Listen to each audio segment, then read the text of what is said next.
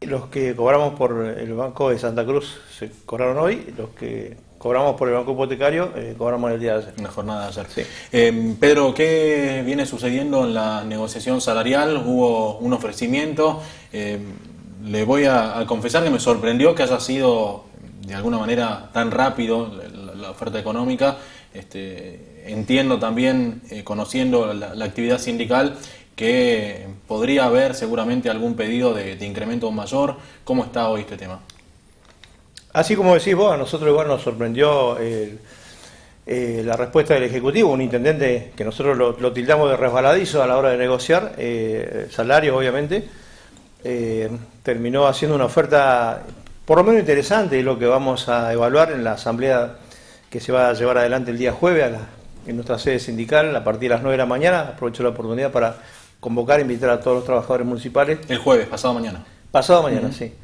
Dado que ha hecho una oferta, que en realidad es una oferta igual a la que por estas horas se cerró en la paritaria central, y es muy parecida también a las que otras organizaciones que tienen que ver en relación de dependencia con el Estado se ha ofrecido.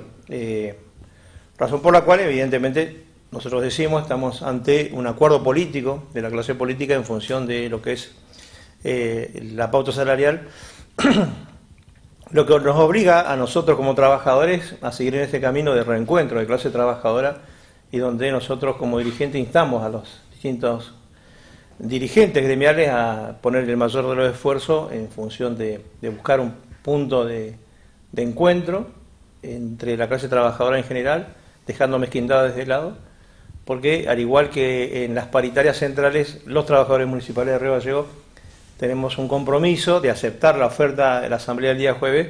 Tenemos un compromiso de seguir la discusión salarial en el mes de agosto. ¿No quedaría cerrada no quedaría mesa paritaria en el caso de aceptarse, por ejemplo? En el caso de aceptarse no quedaría.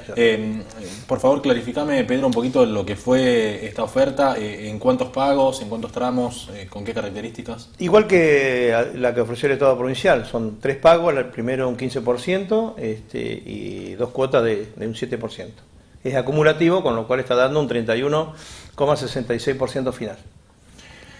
En caso de... hay dos alternativas, o se rechaza o se aprueba o se acepta esta oferta. En caso de que se acepte, ¿cree que es necesario continuar la negociación pidiendo incremento salarial, o considera que es acorde lo que es esta propuesta? El parámetro que mide seguramente el Ejecutivo Municipal, o la clase política en este caso, suponemos que tendrá que ver con la capacidad de ingreso y de respuesta que puede llegar a dar la administración. El reclamo de la clase trabajadora tiene que ver en función de lo que significa el costo de vida. Entonces, decimos que no alcanza, evidentemente el análisis primario es que no alcanza, y decimos también que no deja de ser una oferta que se tiene que considerar, y que la última palabra la tienen los afiliados de nuestra asamblea. El resto, bueno, será un tema de cómo se organiza hacia adentro, cómo nos organizamos como trabajadores hacia adentro, porque también hay que recordar los conflictos que hemos tenido el año pasado, ¿no?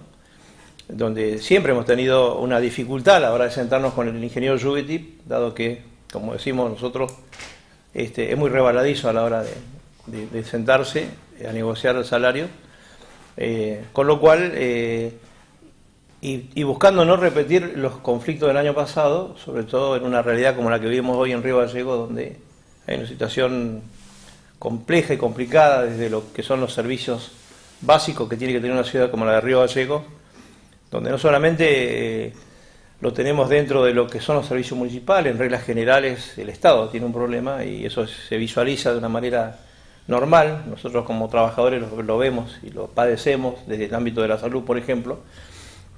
Desde el edilicio lo padecemos también, como la ciudad de Río Gallegos lo padece en función de la infraestructura y de los servicios, con lo cual, bueno, hay que tener ese tipo de análisis también, para lo cual, que por lo menos haya existido una oferta que, si bien sin duda no satisface lo que es el salario de cualquier trabajador en función de lo que es el costo de vida, no deja de ser interesante y digno de analizar.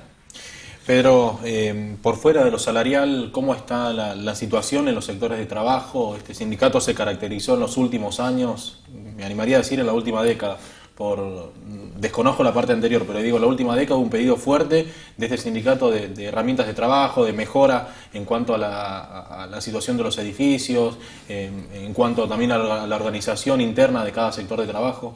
No hemos tenido la respuesta que como trabajadores esperamos. Es un reclamo permanente. Nosotros en este momento estamos viniendo de una asamblea de base en un sector de la municipalidad, que es el área de saneamiento, un sector que tiene que ver con lo que es el control de plagas, la desratización, porque es uno de los problemas que estamos teniendo en algunos edificios municipales. Me atrevería a decir también que dentro del Estado público también existe lo mismo. Y a veces se carece de los insumos básicos para poder hacer el trabajo como tiene que ser. Pero en reglas generales uno puede visualizar y observar un municipio desmantelado a la hora de tener herramientas básicas o herramientas complejas a la hora de generar respuesta que la sociedad con justa razón demanda.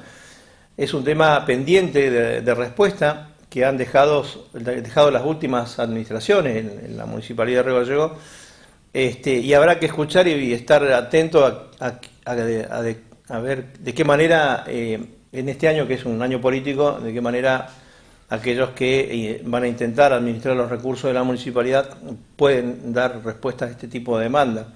Yo en lo personal creo que hemos perdido oportunidades básicas, y una pena.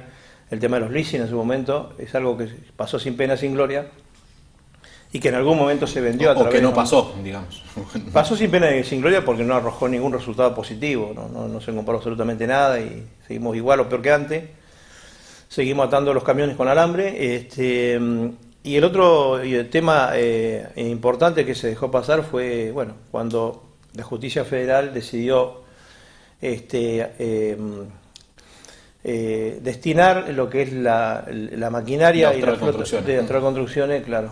Y aquí en la ciudad de Río Gallegos, más allá de 2 o 3 vehículos, no quedó absolutamente nada. Y bueno, y hay una ciudad que, más allá de lo que puede llegar a ser el troncal Sarmiento y el tema de los pluviales, que más de un dolor de cabeza genera, la administración municipal no tiene capacidad de respuesta y eso genera hacinamiento de trabajadores en los sectores de trabajo. Pedro, el SOEM forma parte de la Federación de Trabajadores Municipales. Esto seguramente llevó a que usted recorra en más de una oportunidad alguna que otra localidad de la provincia.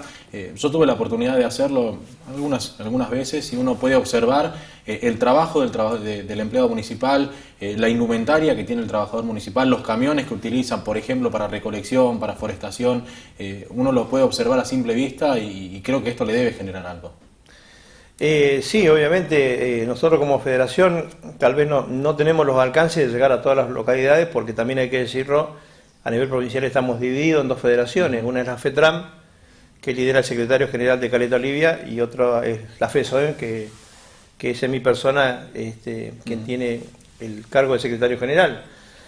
El padecimiento del trabajador es más complejo todavía en el interior de las localidades porque está muy comprometido desde lo salarial el trabajador. Nosotros que hemos estado en un conflicto en la localidad de Las Heras y que tenemos contacto con trabajadores de algunas localidades como Los Antiguos y que estuvimos hace poquitos meses atrás fundando el SOEM del Chaltén, que está en pleno proceso fundacional, podemos visualizar lo que el salario de un trabajador, que va desde los 12.000 pesos de piso a un techo en la máxima categoría de 17.000 pesos, lo que realmente hace padecer al trabajador y su familia desde lo salarial, y creo que desde de los servicios que tiene que prestar, va generando, salvo excepciones, hay padecimientos similares. Creemos nosotros que realmente como trabajadores tendríamos que hacer un reencuentro de clase trabajadora. Los municipales, de hecho, tendríamos que intentar y trabajar en ese reencuentro. Y los dirigentes, los que nos toca ser dirigentes, deberíamos dejar diferencias de lado y apuntar a eso, porque vemos como una luz de alerta y alarma este encuentro de la clase política en un modelo de ajuste que actualmente baja a nivel nacional y que va encontrando en las provincias, obviamente, una empatía, y en función de esto también los municipios se van encolumnando, razón por la cual entendemos nosotros que más allá de que el conjunto de la clase trabajadora tenga que hacer estos planteos, nosotros puntualmente como trabajadores municipales los tendríamos que hacer también. ¿Qué es lo que más le preocupa hoy en Río Gallegos de cada uno de los sectores de trabajo, digo en general, con qué se encuentra? Creo que lo más problemático en este momento es cómo se ha ido perdiendo la cultura del trabajo. Nosotros lo usamos como ejemplo. ¿Preocupa ese tema? Y mirá, desde el momento que tenés un consejo deliberante que en sus listados habla, no porque lo diga yo, sino porque está documentado así, que hay más de 500 trabajadores en ese lugar, cuando la realidad dice que no supera los 100 o 150. ¿Hubo ingresos? Se lo pregunté al más de un concejal y no, pero digo este año cuando se pidió que el actual presidente del consejo presente los listados, informe que hubo que ir a la justicia para que diga si hubo o no ingresos en el consejo. Bueno, fíjate que ahí el presidente del consejo deliberante utilizó una artimaña, y esto lo digo porque lo pedimos en paritario nosotros esto, se lo pedimos a Leal, al concejal Leal, que es representante del consejo deliberante en las paritarias, y la respuesta de Leal fue, bueno, de que está bajo, ¿cómo es?, el tema judicial, secreto de sumario, o judicialmente sí, está judicializado y que no le permite la justicia entregar esa documentación, y que los próximos días, una vez finalizado este trámite, podríamos acceder a esa información, y con lo único que contamos es con lo que a diario nos traslada el propio vecino o a veces los trabajadores, ¿no? Acerca de que se han firmado ingresos en un número de 12 sobre finales del año 2018, y que nos encontramos con un 2019 donde el presidente del Consejo Deliberante redujo la jornada laboral también del Consejo Deliberante a 5 horas, en una realidad que habla y dice a las claras que en ese lugar hay más de 500 trabajadores o empleados. Debería haber, ¿no? Bueno, que no están físicamente. No entrarían, me parece. Bueno, ahí está. Entonces, cuando vos me preguntas por dónde pasa la principal preocupación de la organización, justamente desde ese punto de vista. Sabemos que lo salarial hay que pelearlo, hay que lucharlo, el gremio, nuestro sindicato lo va a seguir haciendo, por supuesto que sí, y vamos a seguir luchando por el derecho del trabajador, pero como trabajadores tenemos derechos y también tenemos obligaciones. Y en esa parte vemos una clase política que se abusa de estos mecanismos que le permite a veces la política, no porque la política sea mala, sino que los dirigentes políticos lo son. Entonces, evidentemente, en una realidad muy hipócrita de parte de ellos, esconden el barro, la basura debajo de la alfombra, y no se transparenten este tipo de cosas y otras tantas también. Y en definitiva, eso va generando un impacto que la sociedad lo percibe y de hecho lo critica, ¿no? Entonces allí en la crítica caemos todos. Me lleva a pensar, usted decía recién derechos y obligaciones, derechos para los que tienen que ir a trabajar todos los días y también obligaciones mucho más todavía para quienes van, cumplen su horario de trabajo, pero muchos beneficios para aquellos que no están en su casa o están en otras ciudades.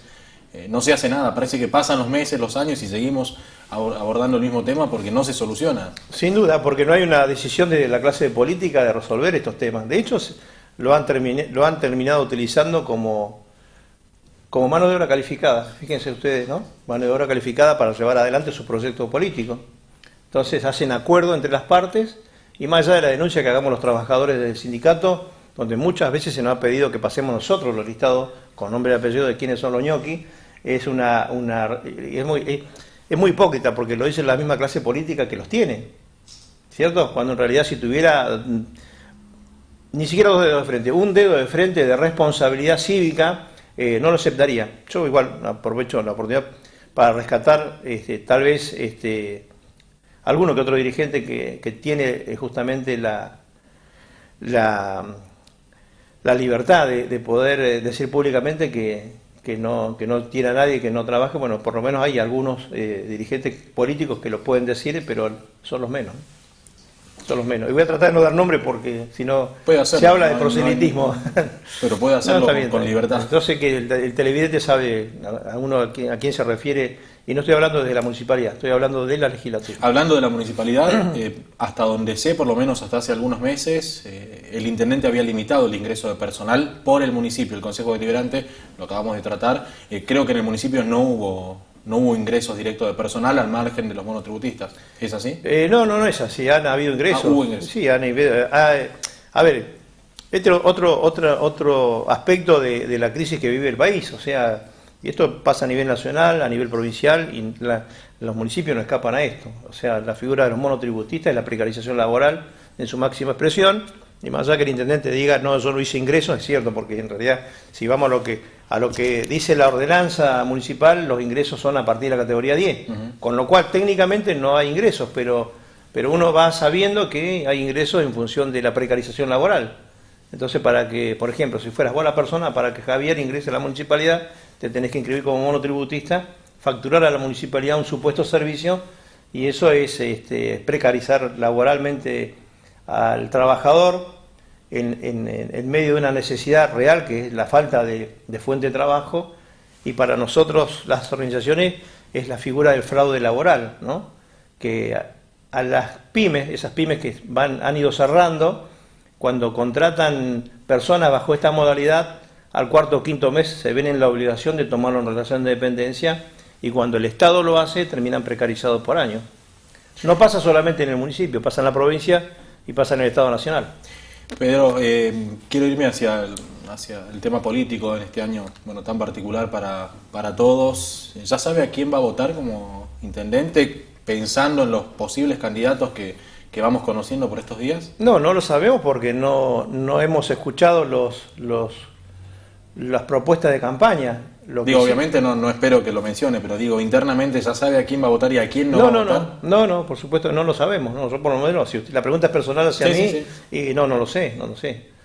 Debería sí escuchar cuáles son sus propuestas y que no nos venga con la mentira de siempre. Acá hay que decir cómo se sale de esta crisis.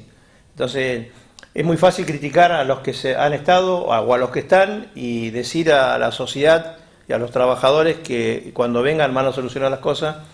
Y uno más conocedor de los temas puntuales para adentro, nos gustaría que nos digan esos candidatos de qué manera, porque sucede que muchos se presentan en medio de campañas fastuosas y luego cuando llegan la primera expresión es, no, yo no sabía que estaba esto de esta manera. Entonces, si no sabes, no te presentes. O sea, ¿qué características debe tener un candidato o una persona desde su punto de vista y de su experiencia, para llevar adelante una administración eficiente? Y básicamente no mentirle a la gente, no mentirle al vecino y mucho menos al trabajador. Y que si las cosas son difíciles, bueno, no es necesario que nos las cuente a nosotros porque nosotros las conocemos. Y lo que tiene que venir es con un espíritu de sacrificio y poner todo el esfuerzo para que nosotros por allí, como trabajadores, veamos en él la honestidad que hace tiempo dejamos de ver, y que donde hay una clase política que lamentablemente termina teñida de actos de corrupción, y hasta que esa matriz no cambie, la sociedad va a ser muy resistente a los cambios y los trabajadores por ende igual. Y a nivel provincial, ¿qué hay que hacer? Exactamente Para lo mismo. Estar un poquito mejor, ¿no? Pero exactamente lo mismo, o sea, una provincia como la de Santa Cruz, con esta extensión tan grande en kilómetros y con una población de habitantes tan baja, y uno a veces, nosotros no podemos entender, y esto también lo digo personalmente, cómo no tenemos una matriz energética que nos permita estar en mejores condiciones que las que estamos por estas horas, ¿no? Lo vuelvo a preguntar lo que en reiteradas oportunidades... Perdón, y era una matriz económica en realidad, no energética, pero una cosa va acompañada de la otra. Casi, la matriz económica no puede ser el Estado. No puede desarrollarse además sin energía. Pero sin energía, y tiene que haber la economía nuestro futuro hacia dónde va.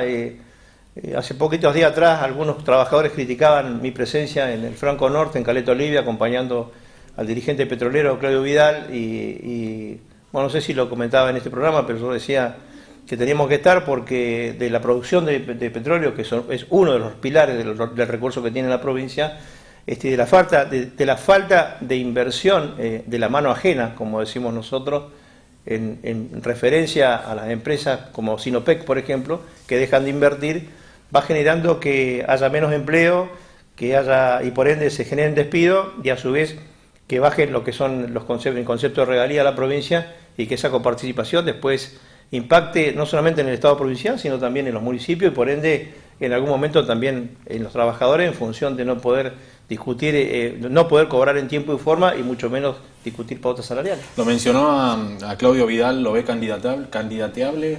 Bueno, una fórmula para candidato a gobernador. Bueno, sin duda, de hecho, a partir de esta transparencia de lo que es, o el lanzamiento de lo que es su partido provincial, o el partido provincial de ese sector, sin duda que ya ha lanzado su candidatura y habrá que ver en función de esto cómo lo recibe la sociedad.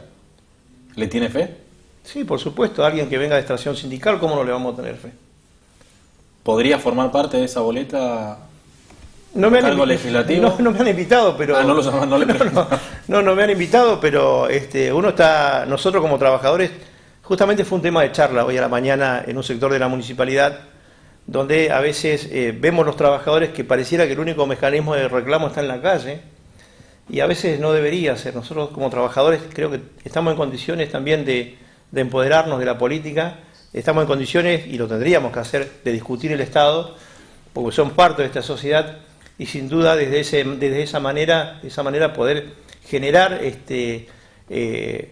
los canales necesarios para que justamente podamos hacer ver que hay otra manera también de poder hacer las cosas, y que esa manera existe y que tiene que estar más allá de las mezquindades políticas. Yo creo que a veces hay mucha mezquindad política partidaria y hay poca responsabilidad social y ciudadana en función de hacer de que el trabajo que tiene que hacer el político que administra los recursos del Estado cada 4 años es trabajar justamente para el conjunto de la sociedad y no necesariamente para un sector político. Se habla hoy, continuando en el tema político, de la posibilidad de instalar las PASO para gobernador. ¿Considera que es apropiado este mecanismo? No sé si es apropiado o no, pero son reglas del juego. Evidentemente, en este Estado de Derecho que vivimos, uno tiene que adaptarse a las reglas del juego y de esa manera explicar un poco a la sociedad que en realidad los ciudadanos a veces somos lo que no entendemos esos mecanismos, ¿no? Cuando se empiezan acá con esto de las PASO, de las primarias y de la secundaria, el ciudadano común y el trabajador, el que hace la diaria, o los que hacemos la diaria, a veces nos perdemos y no entendemos de qué se trata.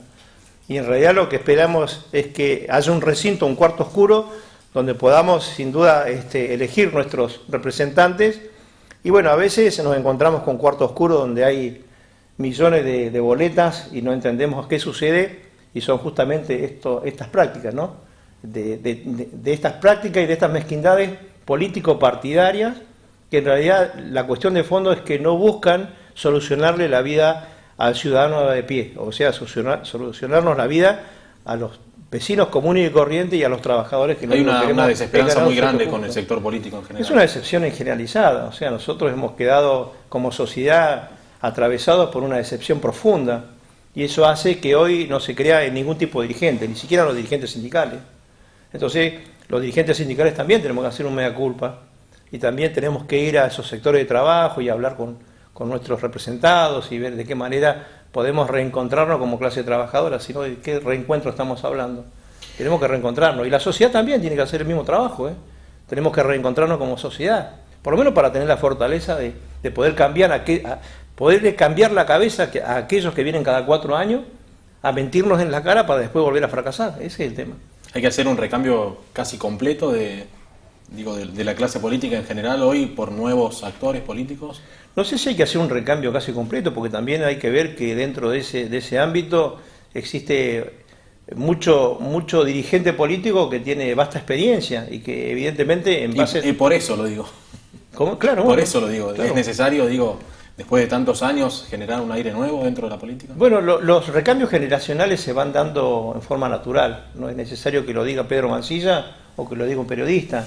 Los recambios naturales... Hasta cierto punto. Y se van dando, porque hay algo que va más allá de eso, que son justamente los recambios generacionales que van cerrando ciclos de vida, obviamente, y esos ciclos de vida... Hay un expresidente que es senador hace más de una década, que sigue en el ámbito político hace 25, 30 años, y a esto es lo que hace falta. Sí, bueno, pero ese es un emblema de lo que han sido las mezquindades político-partidarias, y si se quiere termina siendo una figura en función de lo que no deberíamos nosotros aceptar como sociedad, y más allá de lo que pueda quedarle por delante en función de ese lugarcito que le permite tener privilegios para no ser juzgado por la justicia, porque esa es tu pregunta, ¿verdad? Tiene que ser un emblema para la sociedad y sobre todo para las nuevas generaciones de lo que no hay que hacer, de lo que no hay que hacer. Entonces habrá que mirar lo que esas nuevas generaciones tendrá que mirar y observar los buenos ejemplos que existieron. Hay personajes en la historia del país que han sido emblemáticos y no tan lejanos. El expresidente Alfonsín es un emblema para la democracia, y si uno va para atrás en la historia va a encontrar muchos ejemplos como tal. Entonces creemos nosotros que ese recambio generacional y las nuevas generaciones tienen que venir con un cambio de pensamiento. Ahora, si ese cambio de pensamiento va a ser una continuidad de los egoísmos políticos partidarios y sectoriales, y sin duda vamos a volver a fracasar. Pedro, primero que nada agradecerte nuevamente la presencia. Recordemos la asamblea en 48 horas. Sí, la asamblea en 48 horas es analizar la oferta del intendente. Está en manos de los trabajadores. Ojalá, y aprovecho la oportunidad para invitar a los trabajadores municipales a la asamblea que se va a realizar en nuestra sede sindical, que por estas horas, bueno, está haciendo de consultorio oftalmológico, porque todavía tenemos a los integrantes de la Fundación Argentina de Baja Visión, y los tenemos hasta el fin de semana, y vamos a aprovechar estos días que quedan para hacer extensiva la invitación a otras organizaciones gremiales, que ya lo hemos hecho en el día de ayer, para que esto también llegue a los gremios hermanos y a sus afiliados, en virtud de que, bueno, genera una ventaja desde lo económico, que es interesante de poder analizar, y que el grupo familiar la pueda usufructuar y por lo menos solucionar un tema tan complejo como es el tema de la vista, donde a veces, y tan caro, además. Y a veces lo que hacemos algunos de forma equivocada es ir a un kiosco, comprar esos descartables que después con el tiempo nos terminan haciendo más daño. Pero bueno, aprovecho esta oportunidad también para recordar a los afiliados nuestros, primero que nada, que en la jornada de hoy vamos a seguir atendiendo. Los compañeros de la comisión directiva de hecho están recibiendo a nuestros afiliados, y que en los días que vienen por delante lo vamos a hacer con otras organizaciones hermanas.